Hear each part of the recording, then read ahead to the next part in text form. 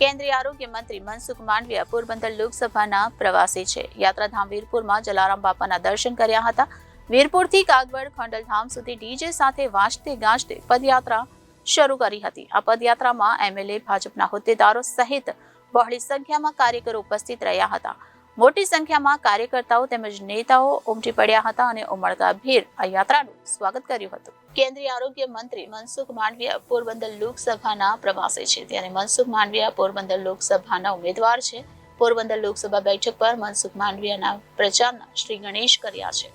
યાત્રાધામ વીરપુરમાં જલારામ બાપાના દર્શન કર્યા હતા.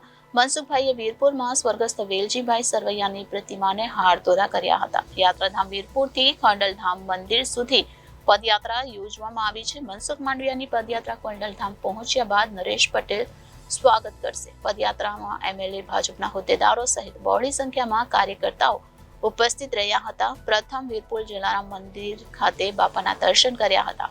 આજે વહેલી સવારથી જ મોટી સંખ્યામાં કાર્યકર્તાઓ સાથે વીરપુરથી ખંડલધામ સુધીની પદયાત્રા શરૂ કરી હતી. વીરપુરથી કાગવડ ખંડલધામ સુધી ડીજે સાથે વાજતે ગાજતે પદયાત્રા શરૂ કરી. ભાજપને 370 થી પ્લસ સીટો મળશે, જ્યારે એનડીએ 400 પ્લસ સીટ મેળવશે. મોટી સંખ્યામાં કાર્યકર્તાઓ તેમજ નેતાઓ ઉમટી પડ્યા હતા અને ઉમળકાભેર સ્વાગત કરવામાં આવ્યું હતું. Bureau report, Janadesh news, Porbandar.